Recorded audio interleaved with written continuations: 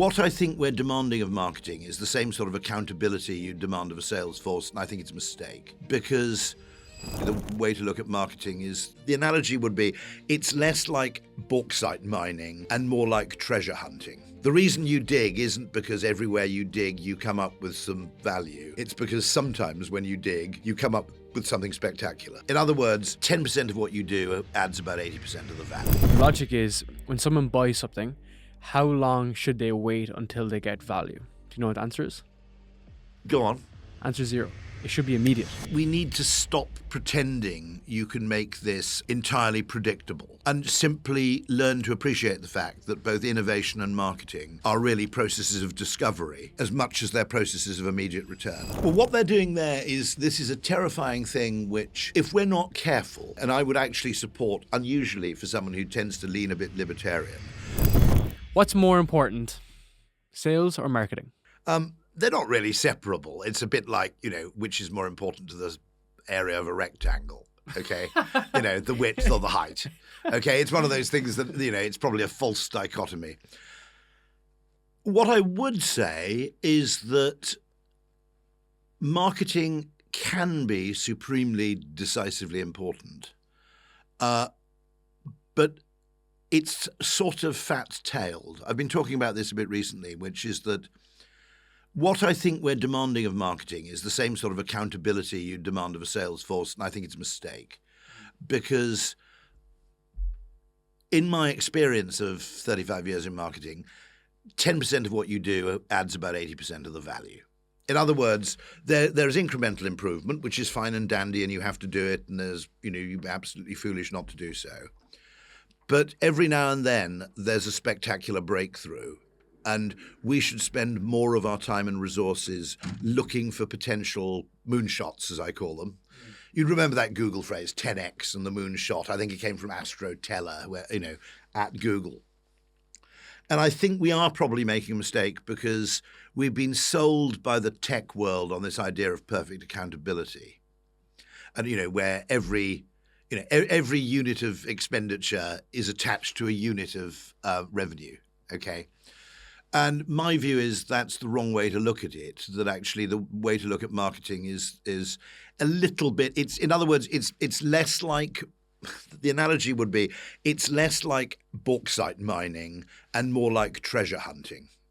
The reason you dig isn't because everywhere you dig you come up with some value. It's because sometimes when you dig, you come up with something spectacular. How do you justify that to managers and clients and stakeholders and VCs? Well, VCs should probably understand the principle because their whole business depends on the fact that your 10% of successes effectively pay for the other 90%.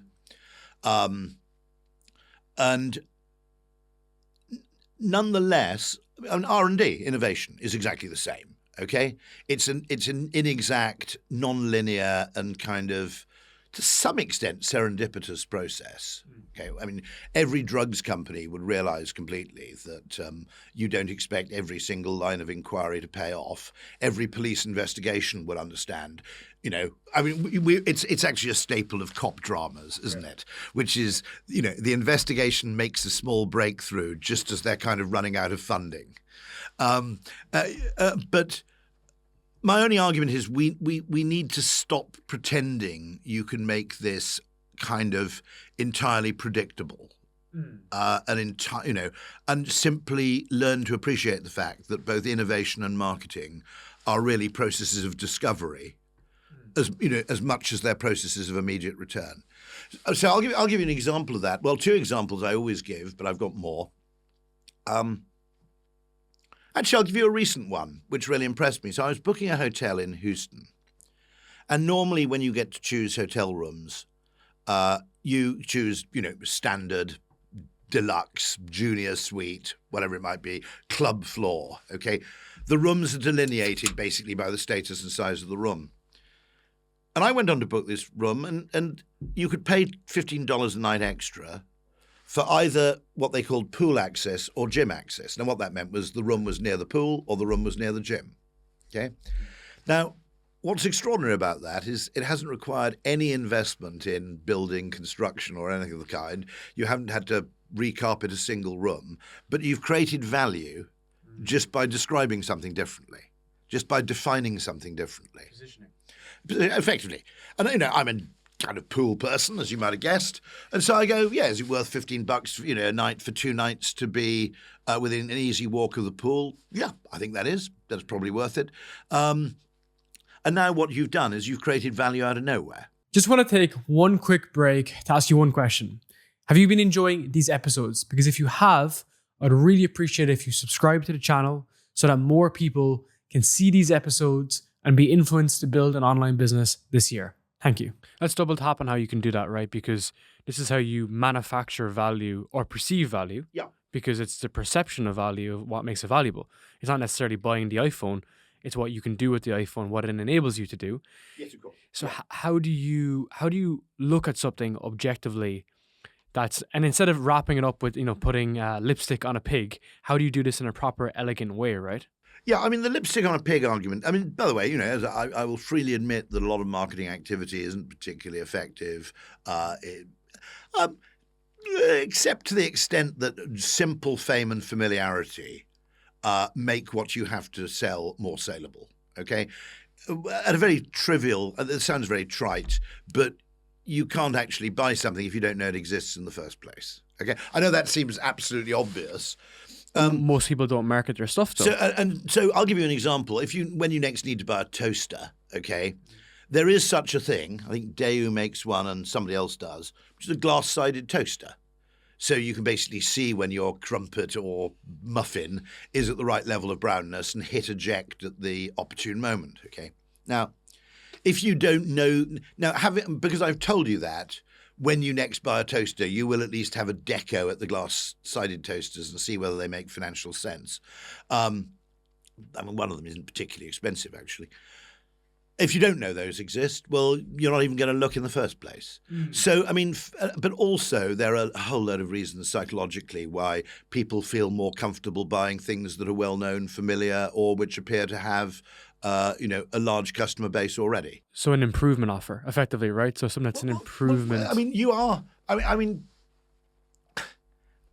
I think we made this fundamental mistake, which is because we're demanding this perfect level of accountability, this perfect level of quantification, we're kind of suggesting now that every dollar invested in marketing has to be justified by measurable, quantifiable, and immediate, or at least very short-term return. Yeah. Now, undoubtedly, some component of what you're doing probably works that way.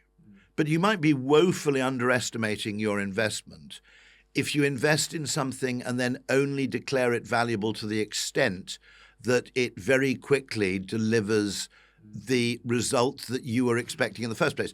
A large reason to be famous, okay, and you'll know this, right? You took the words out of my mouth. I was going to say podcasting is a perfect example. A large reason to be famous is actually nothing to do with what you're intending to do with your life. It's that when you're famous, people bring you opportunities that you never even knew existed in the first place, okay?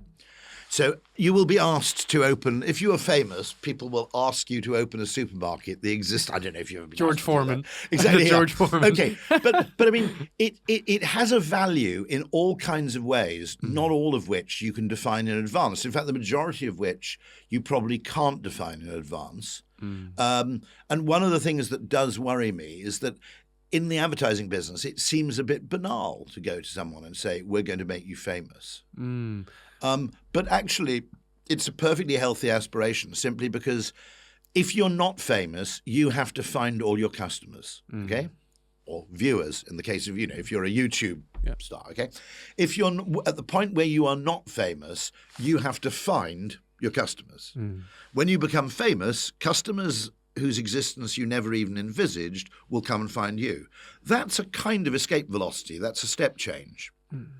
And so my only argument is that we're developing a very instrumentalist approach to marketing, which is the purpose of this thing is to achieve that, and we will measure its success and justify its existence purely to the extent that it achieves some preordained objective. Now, Nassim Taleb, who I know well, fantastic guy. If you haven't read his books, do, because they're kind of game-changing and you never quite see the world in the same way afterwards. And you certainly don't see statistics in the same way afterwards. Okay? He would undoubtedly say that a large part of what you're doing with marketing is, and this is a sort of fancy phrase, but it captures it perfectly, increasing your surface area exposure to positive upside optionality. 100%. And the optionality part means it's not that you have to take every opportunity that comes to you. Mm-hmm. It's simply that more opportunities will come your way from which you can choose. Mm. Now, I suppose you could say that the point is, it's a little like the more I practice, the luckier I get phrase, 100%. Which is always attributed to golfers or whoever it may be. In the same way, there are a lot of things you can do which aren't necessarily valuable in helping you attain some absolutely predefined end, but will make it much more likely that you get lucky in some as yet unknown way. Yeah. I think if you look at your friend Chris Williamson, perfect example. When Chris started his podcast, did he ever think he was going to have an energy drink? Of course not. No. Right? He was recording podcasts because he was generally curious in productivity, personal development, self-development. I was very early. I didn't know who he was when I first did a podcast with Chris, because after they turned me down for Love Island, I just refused to watch it. I just boycotted the whole show. Created your own one. Absolutely. It was by the way, it was immediately apparent I didn't know who he was, went on, within about 2 or 3 minutes, it was immediately apparent that this guy is really good. Okay, it wasn't one of those questions where the hell did this come from? He is emphatically very, very good, and extraordinarily curious, and actually has brilliant, I think, taste in kind of, topics and questions. That's where the compound effect has happened though, right? Because he's had so many reps plus a curiosity. Yeah. So he's actually enjoying what he's doing, and then therefore the luck happens. Because this is the big thing I have with so we run podcasts for people, right? And big companies, small companies. And I think when you come from an advertising background and a direct response background, you're so used to instant ROI.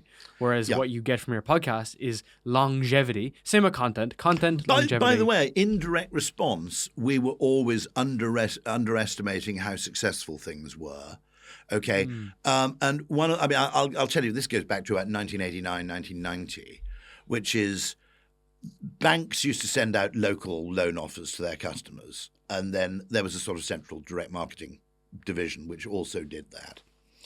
And the banks effectively claimed that they were just as successful as the experts. So what on earth was the point in paying these experts?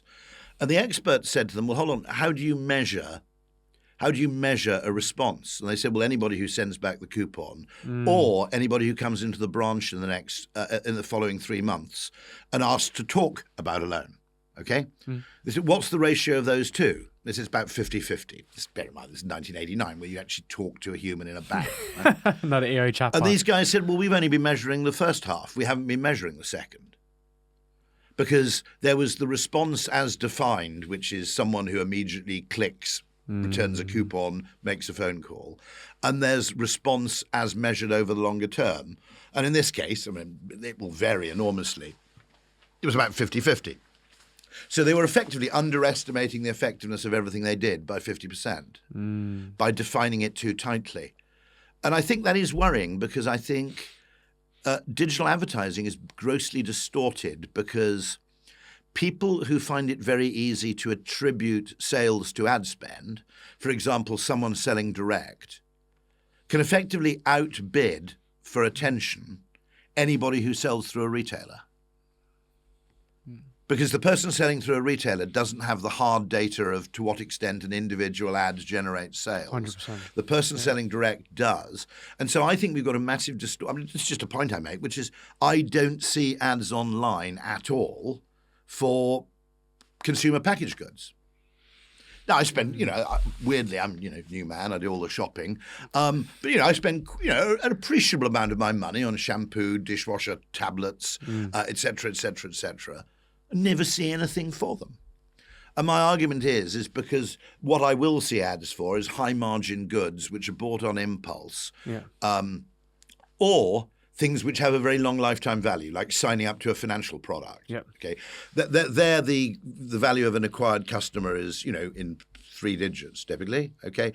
If you find someone who buys high-margin fashion, okay, if you're, I don't know, well, Mr. Porter, Net-a-Porter, okay, right, finding a customer of that kind of thing is disproportionately valuable. Therefore, they can advertise to an insane degree versus people who are selling goods through intermediaries with no direct no direct attribution. And that does seem to me to be an interesting debate, which nobody ever raises, which is, are we distorting effectively the kind of things for which people see advertising? It's funny because I've actually had the exact same discussion on attribution on my team. So we have a big brand, public brand, but then we have advertising too. Okay. And under a direct response, we don't see the right metrics, like supposable metrics. Okay. But what happens with us is that keep it simple, our cost to acquire a customer is around $1,200 USD. Okay. But when people get to calls, which is this, what are you selling here? So for context, our programs are around 5,000, 8,000, 20,000. Got it. Right? So, and your cost of acquisition is about 1,200. Yes. Got it. Okay. Got it. Yeah. So again, that's probably like a 5-to-1 But you all, interestingly, of course, you also have not much marginal cost. No, exactly. So the fulfillment. So is again, almost, in your case, you can actually technically afford to spend 4,900 selling a $5,000. 100%. We can if still it's an ramp it up. incremental sale, Exactly. which is by the way a big if. Exactly. Okay. But the big thing is that these guys who've seen an ad, they've seen something and come into the ecosystem, they don't buy right now, but in 90 days or 180 days time, they will be on a call and they will say, I remember seeing that video with Darren and Rory. They'll bring something up, like they'll say it to us, saying, I watched this, I watched that. And that's the awareness piece. Well, Jeremy Bullmore, wonderful. He died, I think, last year or the year before. Absolute sage of the advertising industry. He had a friend who said, Jeremy, he said, you work in advertising, don't you? And Jeremy said, yes. He said, well, you'll be amused to know that I've just bought an Aston Martin. It was presumably a rich friend. He said, and it won't surprise you to know that I bought the Aston Martin because of an ad I saw. Jeremy goes, no, it won't surprise me. He said, what might surprise you is that I saw that ad when I was 12 years old. Okay. Now, obviously, that's anecdotal. But yes, undoubtedly, there are ads which have extraordinarily deferred effects. And, of course, there are 2 problems with that. The longer the time frame, the harder it is to actually practice precise attribution. 100%. But also, we're addicted to short-term response as a kind of crack hit because it justifies our activity. Now, there are activities. So one of the effects of this is that almost every business will overinvest in acquisition relative to customer service and experience, okay? And the reason is that customer service and customer experience is often very, very important. It can be quite decisive, but its effects are slow. If your bank pisses you off, you don't actually leave the bank. You just become inert as a customer and don't buy anything else from them, okay? And it would probably take you, if you wanted to, I'll give you an example of this, actually. It's always struck me as very weird that nobody else ever anywhere has stolen the idea from Amazon, which is the call me back button. Okay, it strikes me as a major innovation in customer service, which is you're on Amazon, your funny hat hasn't arrived because actually sometimes Amazon's pretty reliable. Often it hasn't arrived because actually your wife or husband has opened the package and you didn't notice. Okay, but nonetheless you have this problem. You go in, you say it knows who you are because you're logged in. So they don't have to ask your postcode and your email address and all that bullshit, right? It knows what the problem is because you've just said, my hat didn't arrive. And then you click the button, call me back. 3 seconds later, your phone rings. And there's someone who's basically straight onto the solution. Now, it's a bit difficult to find that button on Amazon, if we're being absolutely candid about it. But you can find it. And it's an extraordinarily potent customer service tool, I would argue. What's weird to me is that nobody... You'd think a bank would have copied this. Talk to us about a loan. Talk to us about car insurance. You'd think that loads of people would have copied it. Now, why should they have copied it? I'll tell you why they should have copied it. Because Amazon does it, and Amazon tests absolutely bloody everything, okay? So if Amazon does something, they've got a reason. But also, Amazon, unlike a bank, is a fast feedback business where you can probably find out whether that pays off in terms of customer retention and repeat purchase within months rather than years. And you can track that if you want to Of be. course, I'm sure Amazon does. I'm sure Amazon does. Yeah. Two things came up for me there on that side. So one on the customer support side, B2C, so business to consumer. So I worked at Revolut, and Revolut is known to not have the best customer experience. And they were trying to automate more things. This is before AI chatbots were a thing. And they were basically optimizing for the wrong metric. They were optimizing for response rate, but people were getting super pissed off because you message, hey, I have an issue with my card and I'm in Bulgaria. And then they want to speak to someone and they're just getting automated message. Got it. Right? So they're making the issue worse. Okay. Well, what they're doing there is that this is a terrifying thing which, if we're not careful, okay, and I would actually support, unusually for someone who tends to lean a bit libertarian, I would support, just as you need London black taxis to be regulated, okay? You can't just have anybody turning up in a black cab, because if anybody could borrow a black cab and drive around and pick people up, I couldn't contentedly get into a black cab with a total random stranger, okay? The system only works if you maintain, this is why medieval guilds came into operation, okay? Goldsmiths, etc. In other words, there's a high barrier to entry, which means that someone doesn't want to get kicked out of the guild. Which means they have to basically play honestly, because the long-term consequences of being caught are more severe. If you've invested in getting the knowledge in London, okay, you'd feel a bit of a dick then throwing away 2 years of your life because you wanted to rip off an American tourist by, taking them on a wiggly route. Okay, I'm sure they do that a bit, but surprisingly little compared to other countries. It's pretty, I've had probably, in 30-something years in London, actually, really interesting question. I don't think I've actually had a dodgy cab driver. Okay. And that's because the system is policed so that you have enough trust for the business to exist in the first place. Okay. Now, I think there's genuinely a problem, particularly with people as they get older, where people will abandon highly efficient and in many cases economically valuable online economic relationships simply because their expectation, use the phrase, once bitten, twice shy. In other words, you've had 3 bad experiences with Revolut customer service, then you need to make an insurance claim and they force you to do 3 hours work online rather than actually doing the work yourself. If you have 4 or 5 of these disastrous experiences, or you get locked out of your bank account and there's no one to talk to explain what's going on, okay? You will literally, and I think this will be even more pronounced among older and richer people. I'm not going to call it it's not a boycott. It's not as coordinated as that. But people will simply drift back to face-to-face transactions. No churn, 100%. And the reason it needs to be policed is that my willingness to engage with someone online isn't driven by how good their customer service is. It's driven by my expectation of their customer service. Yeah. Now, I want to make this point. I've had hotels, I'll name them because they deserve it. Hotels.com, Ford, and Zoom. Okay, 3 cases where I needed to speak to a human being. In one of them, 2 of them was live chat, in one of them was voice, where the experience was fantastic. Okay, and it can be really, really good. But the point is, my willingness to engage in that kind of relationship in the first place is driven not by the reality, but by my expectation. I had an issue with Stripe with that. Interesting. Go on, tell me more. Story. So we do sponsorships. So if you manage Chris Williamson and AG1, we place sponsorships on them. So my company is called Vox, which is on top. So we worked with this company and they placed ads on one of our podcasts. But they didn't realize that our company name was there. So they paid with a credit card. It was 10,000 USD. And then that company, who's a big agency, they just saw this company and they were like, oh, that wasn't me. It was fraudulent. So they went to their bank and they just said, hey, I don't recognize this transaction. So then Stripe blocked the account, blocked the transaction, and just put my account into restricted state. So nothing severe, but I went to Stripe and I went into their customer support, and immediately it was a human. And I said, look, it was a mistake on their side. Their founder even got back and said, oh, dude, so sorry about that. I made that mistake. We had the email thread. Mistake. And then we sent it over. And then the person in Stripe was like, yeah, perfect. Here's all the information. I'll get back to you in 48 hours. And in 48 hours, the money was back in my account, and my account was unlocked. Back in normal. Everything was back to normal because it was a mistake on his side.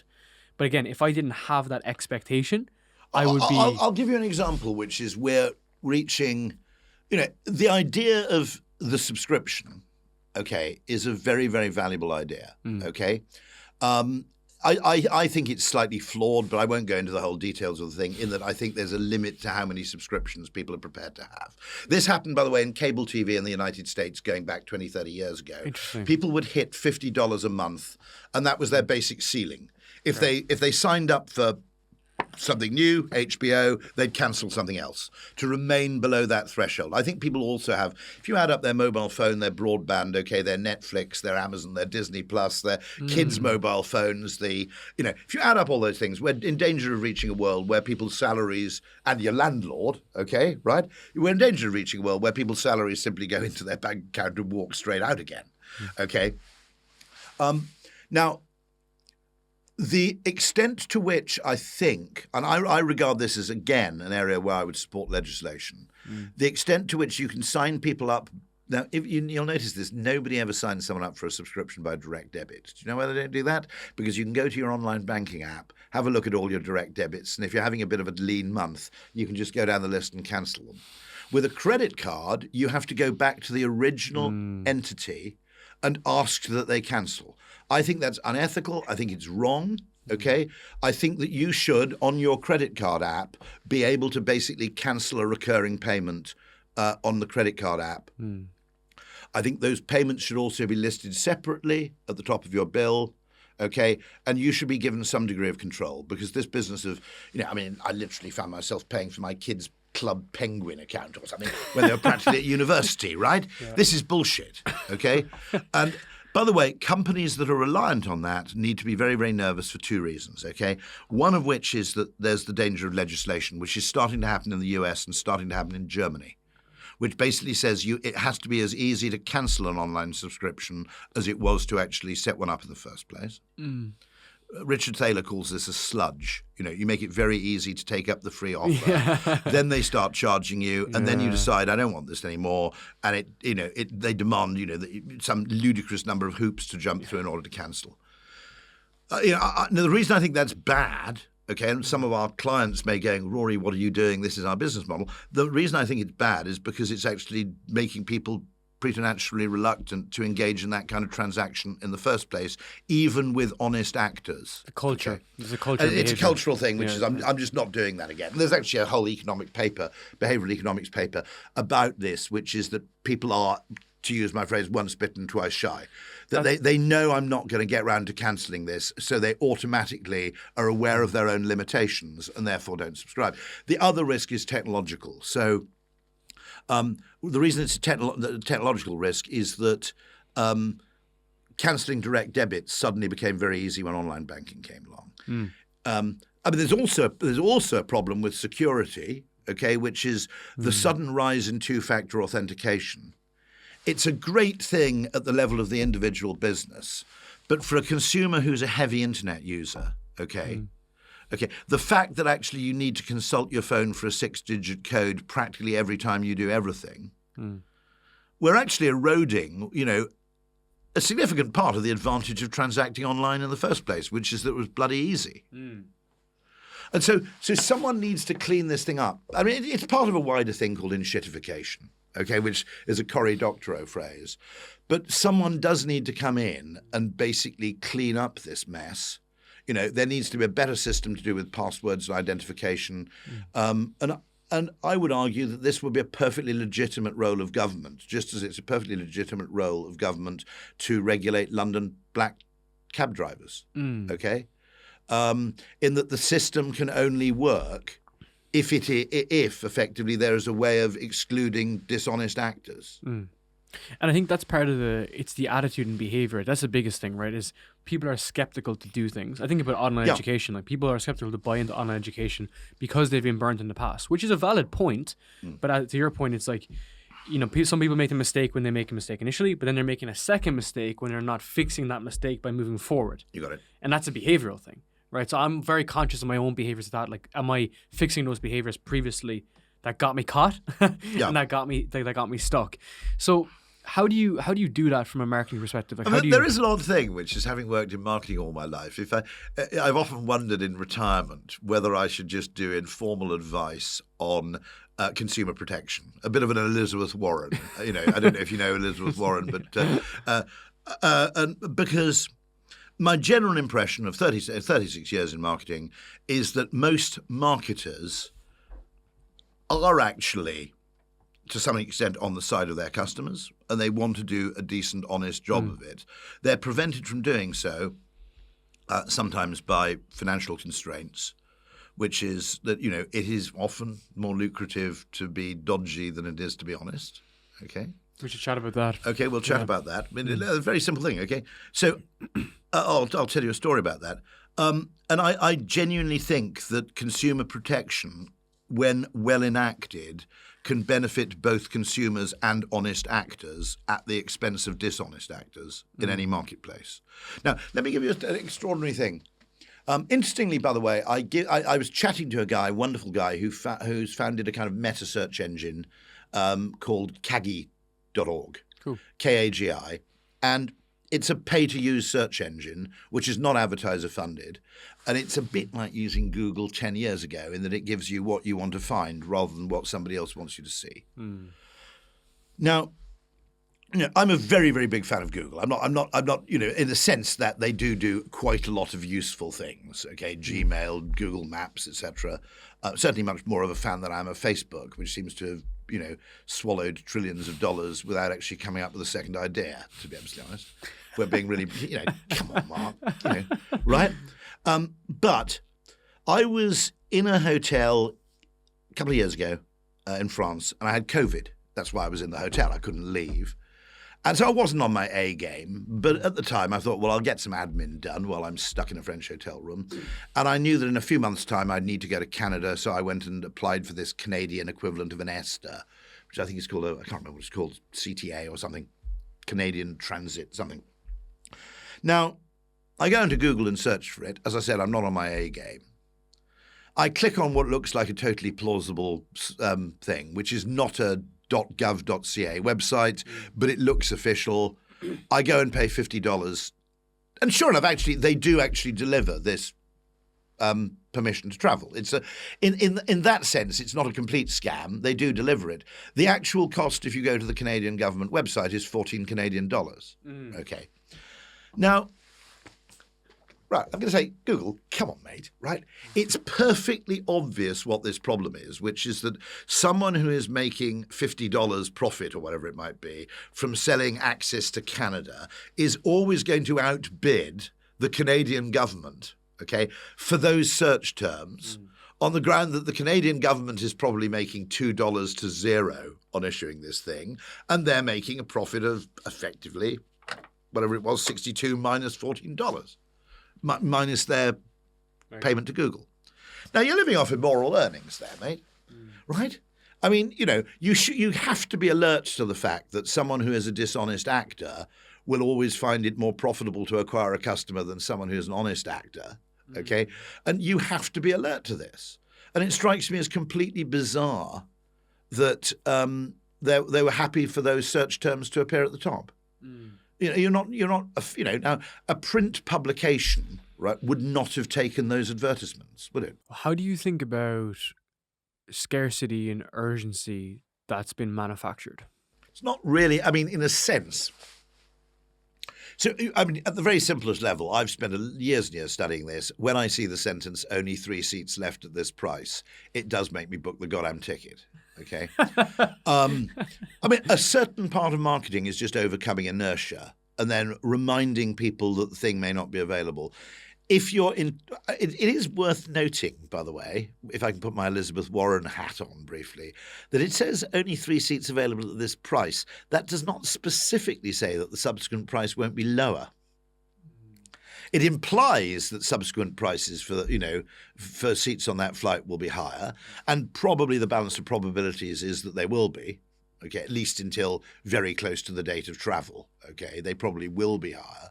Most people never go on to check what they would have paid if they'd paid 5 weeks later, by the way.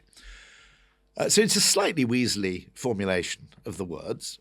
On the other hand, at some level it is at least true, okay? There are only X seats available at that price. Well, I mean, it's been true in my experience where I've actually gone and checked it. You could just lie. I'm absolutely right. Is that an ethical thing to do? Probably not, really. actually. You kind of have to toe the line, right? Obviously, some things are sold on the basis of scarcity. Yeah. There are some things where the value entirely depends on their scarcity. Now, that's an interesting question because luxury goods, to some extent, okay, you could argue from a strictly economic point of view that, for example, the luxury handbag manufacturers who will literally burn and destroy $30,000 handbags rather than sell them at a discount. Okay. All right. And there are documented cases of this happening. Patently, okay, the value of that thing to the owner depends on its perceived and signaled rarity, right? And on the fact that you obviously have paid £30,000 for it because much like that, you don't get much Hermes on TK Maxx, right? Okay.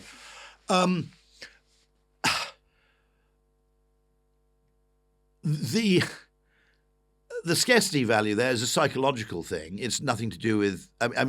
It's nothing to do with the utility of the item itself. It's to do with what the ownership of the item conveys.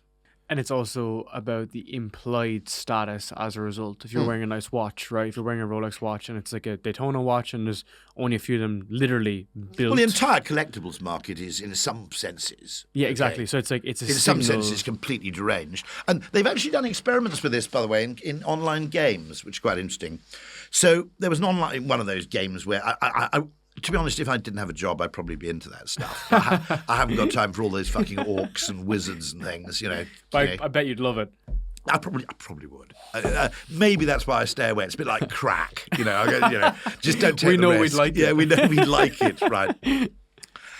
And they had a particular weapon, okay, which you could buy with an extraordinarily large number of credits, which was quite ornate but had remarkably little value at actually killing orcs. In other words, its value was entirely in its display and signaling value, not in its use value.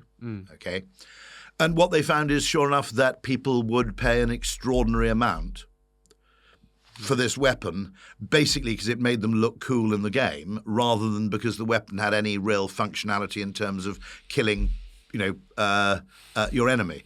Similarly, I think I've got this right, for a very brief period, there was an app on the Apple Store, which was called I Am Rich.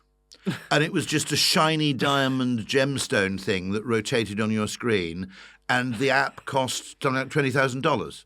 Now, Apple, for whatever reason, took it off. What? Apple actually took it off, but this was a thing, which was, I think the app was just called I Am Rich, and it was pure costly signaling. The value of the thing was that people knew you'd paid $20,000 to have it. You could argue, it has conversational value. Of course, yeah. In fairness. And actually, it probably has fame value because word of your possession of this ludicrous thing would spread far and wide. It might have a certain dating value. If you want to show off the fact that you have discretionary wealth, the best way to show off that you're rich is to waste it, right? Just to be clear, I made this point once, which is that, coach drivers and lorry drivers don't own a £250,000 vehicle, right? But we wouldn't attach anything of the same significance to someone's ownership of a coach or a truck, okay? Because that truck has a use and they make money from it, right? If you own a Rolls-Royce Cullinan, okay, that's probably about the same price to buy as a top-of-the-range motor coach or a really, really cool truck. I don't know how much those huge things go for, but it's going to be in the order, the same kind of order, okay? $500,000. But the Rolls-Royce has a status value precisely because most of what it offers you is unnecessary. Whereas because the coach or the bus is necessary to your employment and is actually a source of revenue, it carries status. So the very, very gratuitousness of the expenditure. And by the way, I'm totally conflicted on this. I've worked in advertising for 36 years. Would I like to work on luxury fashion? No, not really. I've spent most of my time working on things like, broadband and mobile phone networks and things. There's something about this which is undoubtedly economically unattractive, okay? Because if you think of what else you could do with that money in terms of philanthropy or whatever, it's not great. It appears to be somewhat innate to humans. I would also make a weird, perverse argument, which is that in some ways, as a status, except at the ridiculous extremes, okay, in some ways, consumerism isn't a terrible form of status signaling. Because it's a game anyone can play at any time. Now, the fact that, let's go back to the 80s, metaphorically. The fact that in the 80s, a really good plasterer or a really good plumber could have a better car than an average doctor, right? Okay. If you look at status apportioned that way, it's actually a game that allows more diversity of opportunity than a status system which we seem to be having where status is actually allocated by prestige or elite universities at the age of 22, after which you can do nothing about it. If you think about it, a Harvard degree and a guy who speaks very widely on this, that the elite American universities are luxury goods brands. Oh, for sure, they're status Okay, symbols. and so a Harvard degree and let's say, a Louis Vuitton steamer trunk are in a way serving a similar purpose, okay? And the only thing I would say is there are aspects in which the consumer good, which can be bought at any time and acquired late in life and da-da-da-da-da, and also, a really good scaffolder can aspire to the same shit as an average doctor. There are aspects to that world which are not altogether actually unattractive. I think there's the other factors Bring back around it too. materialism. So Bring back shallow consumer. It's almost like the there's an anti-trend, though, element right? to it. It's the opposite. So I'm just giving an example. So let's say like a plasterer, an average guy, normal guy making 50K a year. Let's say he does save that money, and then he finances a Rolex, and now he's wearing that Rolex, and his friends at the pub think he's cool, but he's not in the right economical state to be able to fund that. If you flip that, you see many wealthy people actually taking the opposite effect now, walking around with like no shoes on, living on an island, and you wouldn't tell that they have any money, right? A taxi driver said to my brother-in-law driving through Shoreditch, he said, "What the hell's happened to this place?" He said, "It used to be genuine cockneys here. Now it's just rich people pretending to be tramps." Exactly, right? So is there an aspect of virtue signaling? Yeah, that's counter-signaling. Counter-signaling. It's in other words, by the way, it's interesting because it seems to be only humans who do this, which is, in other words, you very, very ostentatiously refuse to play a game. You can only get away with that if you are very strong in some other status currency. Yeah, okay. So I've made this point that if you're the mayor of London or whatever, actually I don't think Sadiq doesn't actually cycle, does he? But Boris did. Okay. If you're the mayor of London, you cycle to work. If you're the prime minister and you wear scruffy clothes, okay. Yeah. It's basically saying I have so much status accorded to me in one particular field through reputation or credentials or whatever it may be that I don't need to play these games. Bass players in a band, basically dressing scruffily and neglecting basic bodily hygiene says that my playing abilities make me so sexy, I don't actually have to bother with this other stuff. Like Adam Sandler. Yeah, you got it Adam exactly. Sandler's clothing. Yeah, you got it exactly. Okay, now, the point is, if you don't have any state, you can't play those games. Okay, unless what you're effectively doing is it's a currency exchange thing. Okay, there are different status currencies and there's an exchange rate. Now, it would be a bit weird, probably.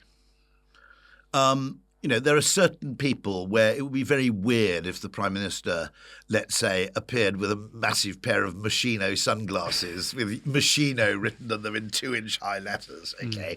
Because it would be kind of like, well, why do you need to try, okay? But status signaling, counter signaling can be kind of a bit mean, okay? And the point I make about that is that, for example, Londoners who have quite well-paid jobs, who ride to work on a £3,000 titanium bike, getting very disdainful about cars. Okay, right? Oh, why do all these people want cars? But the fact is, if you work at a pizza restaurant, okay, if you turn up to work by bike, it doesn't mean I have made an active decision to cycle. It means you can't afford a car. Okay, so the meaning of these things varies depending on the context in which they're displayed and viewed. You know Alex Ramosi? Yes, very well, yeah. Alex has a great point, which is if you haven't made it yet, if you're just getting started, you dress up. You wear the suit, you cut your hair, you're in good shape. But then when you've made it, you dress down. The famous example of that is academia, where tenured professors would dress like tramps. They'd also tend to have really shit cars. I had a wonderful experience once where, being a bit of a Flash Harry, I turned up to visit a friend at the University of Pennsylvania, and I thought, sod it, let's go and rent something. It was a Lincoln Town Car or something a bit blingy. It was nothing outrageous. I wasn't there in a Cadillac Escalade, And I turned up, and my friend meets me at the car park and then introduces me to someone who was just walking out of the building, who it turned out was the first person ever to genetically modify a plant. Okay, so I can't remember whether he had a Nobel Prize or not, but it was something like this. And then this guy gets into a kind of battered Japanese car and drives off, and I'm there in my Lincoln Town Car, to be honest, feeling like a bit of a prat. Okay. And so famously, tenured professors, it's a way of saying effectively, I think at Microsoft, they used to have a T-shirt that said something like, which stood for, it was an acronym, fuck you, I'm fully vested. In other words, they got their money. It effectively is, fuck you money, okay? And it is worth noting that some of that stuff, countersignaling is really, really interesting, okay? It's a really fascinating phenomenon. It seems to be unique to humans. It's the idea that you conspicuously don't try. Los Angeles is very interesting because you have two industries. The big one was the film industry, which is all about beautiful people. And then there's the Los Angeles music industry, which effectively positions itself against this film industry by being really, really scuzzy. Yeah. Okay? It's like we're nothing to do with those guys. Okay? And it's a really it is interesting. The only point I would make is it's not always as virtuous as the people practicing it like to think it is. Yeah. And it's also the position. Oh, no, I don't need a car in London. And it's kind of like, well, I remember this guy. There was this development. I went to judge some architectural awards. And there was this development where it originally had car parking in the middle, and they'd got rid of the car parking. Okay. I went to talk to the people who were living there. A third of them were Uber drivers, right? That was their fucking livelihood. And they now, because the council had got rid of car parking in the middle of the development, they now had to park round the corner. About once every 3 months, their car would get vandalised, which would mean they're off the road for 3 days. Okay? I mean, actually, it made a load of people feel good, basically denying, parking to the people who lived in this particular housing development. So actually, when you looked at what the people there actually needed, it was a shitty thing to do.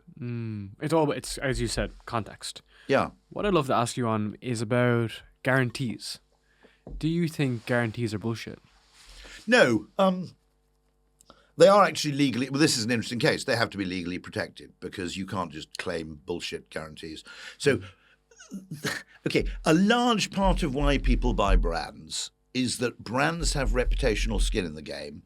They've invested a lot of money acquiring a certain reputation and degree of fame. The fame makes them more vulnerable to shaming, okay, right? If you were really, really badly treated, if you were really, really badly treated by, let's say, a small crappy airline, okay, people would go kind of, yeah, what did you expect? Yeah. Whereas if you're really shabbily treated by Lufthansa or BA, the level of outrage, in other words, would be greater. So they're more vulnerable to shame, but also they have more reputational skin in the game. So they have to be at least practice some reasonable degree of probity. Okay. Now, one problem might be that actually those large companies use technology to shield themselves from their obligations, their moral obligations to their own customers. In other words, what we won't do is refuse to pay out the guarantee. What we will do is we'll make it unbelievably difficult to claim on this guarantee so that actually 30% of people can't be bothered. That would be an example of a shitty thing to do. So you're still within the letter of the law in that had the person jumped through 17 digital hoops and had, two-factor authentication 5 times in a row, yes, you might have issued a replacement, but you're making it really, really hard to do so. And it's, one worry about AI is what the hell is the AI optimized for? Is it optimized for justice, customer experience, fairness, and empathy? Or ultimately, does it end up getting optimized for profit maximization at the expense of customers? And I think the conditional, so what you're just kind of describing is a conditional guarantee. Like they need to do the 17 different bells and whistles. And I'm also kind of more thinking about it from a consumption perspective, right? Because it was Hormozy that really, really popularized guarantees. And with your product, with your service, you should have them. But then they became more and more wacky. It was like, Rory, you have to do X, Y, Z, jump through this, attend this, and then if you don't get the result, we'll offer this to you. But it seems to have left a bit of a bad taste with people. And I'm trying to... The question is... So Hormozy is pretty damn wise. I mean, I regard him as extraordinarily interesting in that he seems to have an absolutely instinctive understanding for marketing and salesmanship. Sure. Which is also a fascinating character. Yeah. He's absolutely smashed it, right? In terms of what he was able to do in different industries. So before he had the private equity firm, he had Allen, the software, he had a supplement brand. That's right. Gym Software was the... It was Gym Launch was the licensing, and then he had software on top of that, which was, I think it was Allen, and then he had the supplement brand. So he's been able to crack acquisition and retention in many different industries. And I think it's the... he's by the way, the whole of Netflix exists because somebody understood this stuff. Okay. Netflix was a marketing breakthrough, not a technological breakthrough. There's nothing particularly innovative about... I'm talking about the original... Sorry, you're too young. DVDs through the post. I Netflix. remember that. You remember it? Yeah. Okay, right. I remember, Extravision? Or is that just an Irish thing? That was there was another one which was called... There was Netflix and there was the competitor, Love Film. Okay. That was the UK one. Okay. And what it was that originally it was just you requested a DVD, they sent it to you, you watched it, you sent it back. And the two founders were in a warehouse one day. This is why I always defend Blockbuster Video for not buying Netflix, because at the time Netflix wanted $50 million for their idea, they hadn't cracked the acquisition and the retention problem. They cracked that by almost in desperation coming up with 3 DVDs at any one time, change them as often as you like, no late fees ever, $19.95 a month. $19.95 actually was helpful because it was a price that was not unadjacent to the price of buying a single DVD. So you kind of looked at your own budget and thought, well, I probably do buy a DVD every month, okay? Therefore, for what I'm spending already, I effectively get access to a postal library of every DVD. So, but that was the idea that enabled them to crack the whole business. And it happened that one of the two founders was one of the biggest experts on subscription marketing, as well as Who was that? It's the guy who isn't the crikey. Who you got? You got Reed, haven't you? Mark right? Randall. It could have been him. Mark Randall is a guy that's pretty known. He was a CEO. Oh, no. The guy's left now, amicably, I think. But he was one of the two co-founders of this idea of DVDs by post. And it was this idea of effectively having 3... The insight, in a sense, psychologically was nobody knows what film they want to watch tomorrow.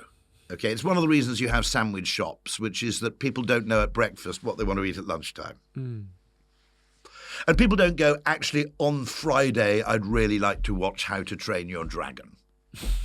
Okay, you don't know. But when you have 3 at any one time, the odds are that in that 3, when you feel like watching a film, one of those 3 films will appeal to you. And so it was that the kind of epiphany was apparently when they looked at one of their warehouses and thought, wouldn't it be better if we could store these videos in our customers' homes rather than storing them in a warehouse and waiting for people to ask? No fulfillment. And so they kind of realised. Yeah. Now, it was a brave move, because if you think about it, and there probably were people who did this, there might have been people who watched 15 films a month, and you lost money on those people. But you are making the same bet you make when you open a gym, which is that people won't come as often as they think they will. So we have something similar in our company. So in the agency side of our business, we have like unlimited podcasts that someone can release a month. Okay, so let's say that's like 8,000 USD. Got it. And you have unlimited amount of podcasts you can release. But business owners and people never, ever, ever go above 6. They just don't, because it's too much threshold. No. Whereas they have the option, and they are willing and able, and they want to pay more so that they have it as an option. But then everyone knows that even like statistically, your views will go down, the energy will go down, you'll start to hate it, and they will say, oh yeah, I'm happy to do 6, 7, maybe 5 next month. But they almost like the variability. No. I mean, there are people Optionality. The interesting thing is there are people on pay-as-you-go mobile tariffs who'd be better off on a subscription, and there are people on subscriptions who'd be better off on pay-as-you-go. 100%. Okay? Yeah. A large part of your preference for that isn't, strictly speaking, kind of economically rational. It's temperamental or emotional. And I would argue, I would argue, interestingly, that the reason Klarna is so powerful, pay in 3, interest-free. Now, someone who is strictly economically rational will go, you are getting an interest-free loan for 3 months, okay? In other words, it's a lot better than putting it on your credit card, because you won't end up paying it, 19.9, 23.4% APR thing. Yeah, all of that's true. I agree with that. Okay, it is economically rational, but a large part of that's an emotional thing, which is that something that costs 450 quid and something that costs 3 payments of 150 pounds. Fundamentally, those are different things. Now, I had the weirdest experience. I joined a little organisation which I think is about £200 a year to join, 240 actually, to make the maths easier. And I was offered, you can pay £20 a month, you can pay 80. Let me get this right. You can pay £60 a quarter, okay, or you can pay £240 in one go. So it's identical, effectively, okay. Don't ask me why, okay. I don't know. I had a massively strong preference. Okay. My cash flow isn't so constrained that I really need to defer that. Yeah. Massively strong preference for paying quarterly. Don't know what. And actually, so literally, if you sell the same thing, literally, if you sold Big Macs, okay, and it said, split pay. People who would otherwise not buy a Big Mac will buy a Big Mac because the act of purchase feels different. But you're saying that they would specify the split pay, right?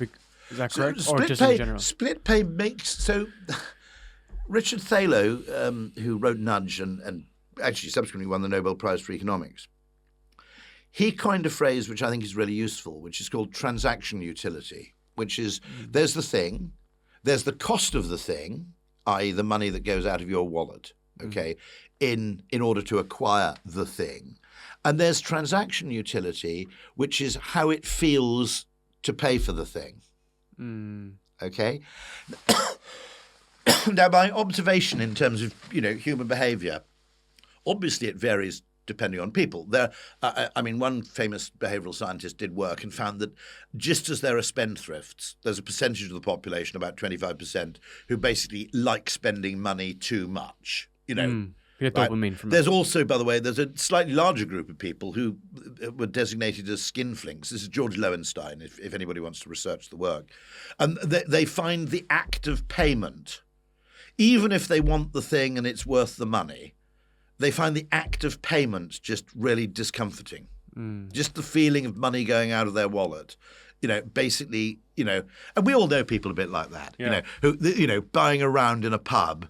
You or I hope, would basically go, look, it's my turn to buy the round. This is going to be 30 quid. This is just part of the whole game. I'm not actually pained by handing over the £30, because it's just, I kind of mentally prepared for that when I came and went out drinking with these people, and, that's the cost of the evening. There's no buyer's remorse. But there's a percentage of people who, in an extremist would, like, when it was their turn to buy the round, would mysteriously disappear to the toilets for like 10 minutes.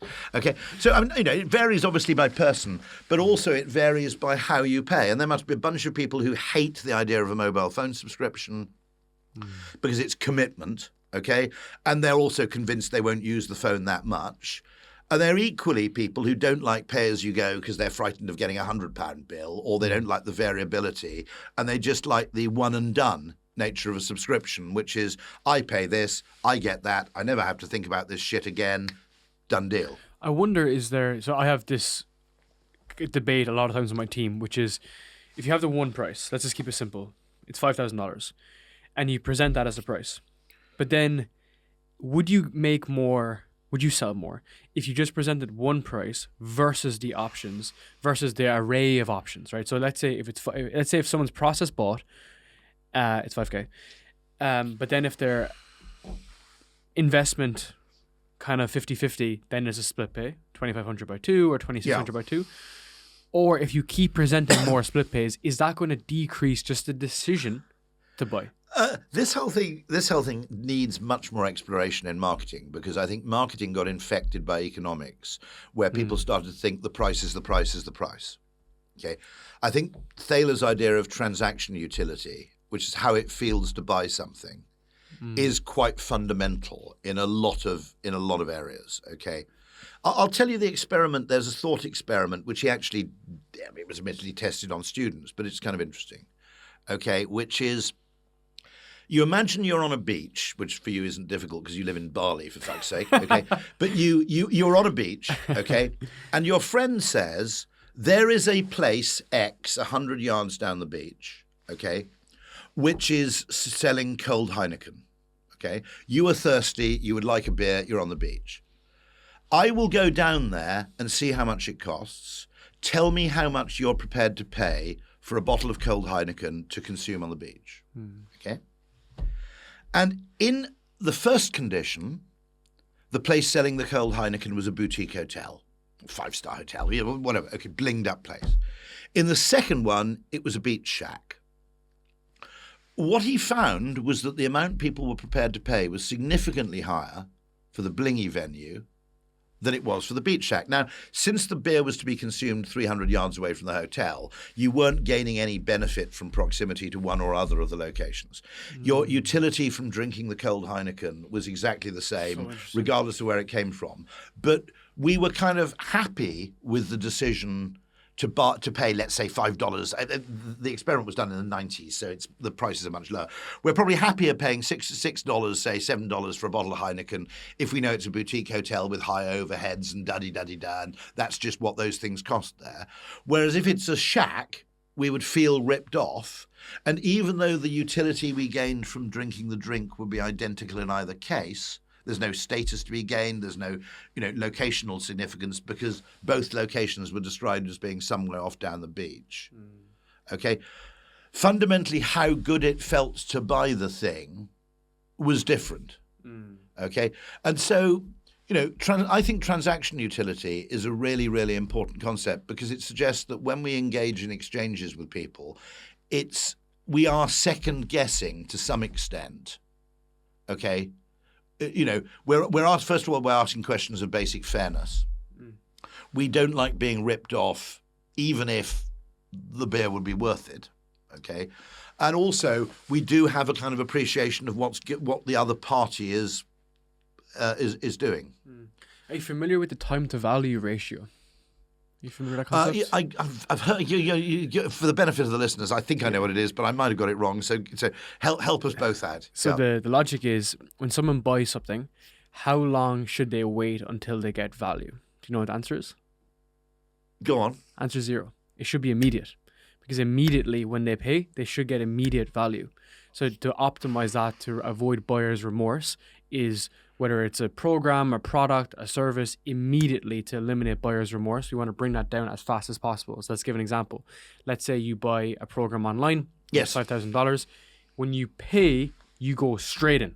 You start the journey. When you get the beer, you get the beer now. When you're in that scenario, it eliminates that, because the value that you derive, or the perceived value, is determined based on speed. The entire mail order industry in the UK, interestingly, now obviously with mail order, with software, the delivery can be instantaneous. Exactly, yeah. Mail, not exactly. There is, I think, a reasonable understanding. So you might argue that it isn't actually 0, it's as fast as possible, because nobody expects when you order a book from Amazon for it to materialize in their front room instantaneously. But imagine if you got a PDF and a short little video intro as to how the book will help you and so on. You buy and you get redirected to a page, and now you're watching immediately a 5-minute video. You made a very interesting observation there, which is there's no reason why when you book a hotel online, you shouldn't actually be treated to a little video of your room or something of that kind. 100%. 100%.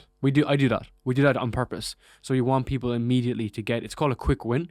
So immediately, whether they book a call, whether they send a message, they get something that makes them win in their brain. You're probably just about old enough to remember this, but the old norm for anything you ordered remotely was allow 28 days for delivery. Yeah, Okay. I remember that. And Now, eBay.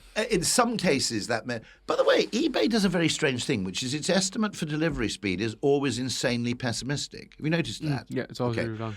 Now, I wonder if they're using the wrong metric there because they're actually they're losing sales to reduce customer complaints. Okay, Agreed. so somebody there must have been given the metric on eBay. Oh God, we're getting too many customer complaints about things not arriving. It's a total nightmare dealing with these. I know we'll solve this problem by getting everybody to give a ridiculously pessimistic estimate of how soon the thing's going to arrive.